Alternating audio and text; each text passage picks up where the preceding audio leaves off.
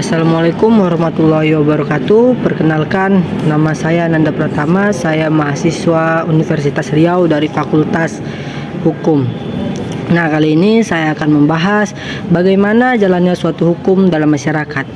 Nah, di sini saya akan menjelaskan berjalannya hukum dalam masyarakat.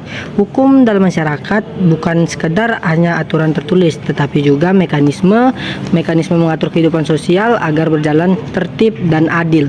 Hukum harus melalui serangkaian proses, mulai dari pembentukan hingga implementasi dan evaluasi agar dapat diterapkan secara efektif.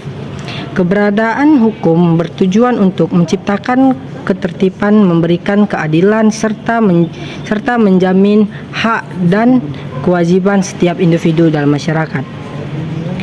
Nah, jalannya suatu hukum dalam masyarakat dapat dibagi menjadi beberapa tahapan. Yang pertama itu ada pembentukan hukum atau legislasi. Hukum tidak muncul begitu saja, tetapi dibentuk melalui mekanisme resmi oleh lembaga yang berwenang, seperti pemerintah, parlemen, atau badan hukum lainnya. Pembentukan hukum bertujuan untuk merespons permasalahan sosial dan memberikan kepastian hukum bagi masyarakat. Proses pembentukan hukum biasanya melibatkan beberapa langkah berikut. Yang pertama ada identifikasi masalah.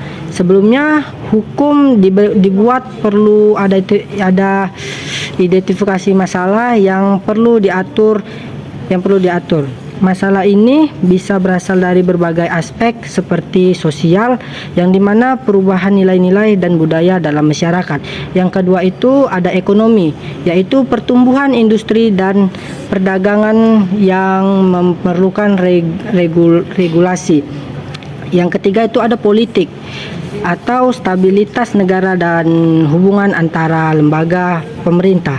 Yang terakhir itu ada teknologi, kemajuan digital yang menciptakan tentang hukum baru. Nah, contohnya meningkatnya kejahatan cyber seperti pencurian data pribadi dan penipuan online, mendorong pemerintah untuk membuat undang-undang perlindungan masyarakat dari penyalahgunaan informasi pribadi mereka. Nah, di sini saya akan memberikan kesimpulannya.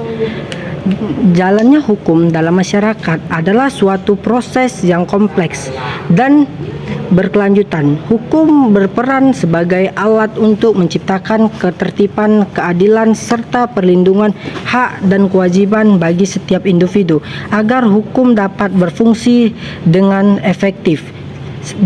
Diperlukan serangkaian tahapan melalui dari pembentukan, sosialisasi, implementasi, hingga evaluasi dan perubahan jika diperlukan. Pembentukan hukum dilakukan melalui identifikasi masalah yang berkembang dalam masyarakat, disusun oleh lembaga yang berwenang dan disahkan oleh lembaga yang berwenang. Setelah itu disahkan, hukum harus disosialisasikan agar masyarakat memahami hak dan kewajiban mereka. Di sisi lain, hukum tidak bersifat statis. Sering dengan perkembangan sosial, ekonomi, politik, dan teknologi, hukum harus dievaluasi dan diperbarui jika suatu hukum tidak efektif atau tidak sesuai dengan kondisi zaman.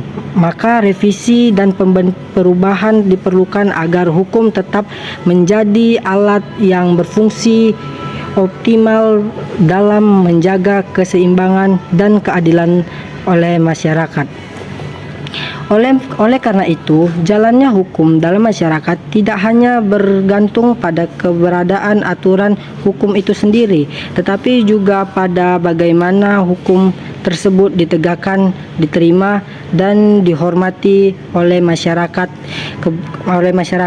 Keberhasilan suatu sistem hukum sangat ditentukan oleh sinergi antara pemerintah, penegak hukum seperti partisipasi efektif masyarakat dalam menjaga sumber hukum tersebut. Baiklah, terima kasih. Assalamualaikum warahmatullahi wabarakatuh.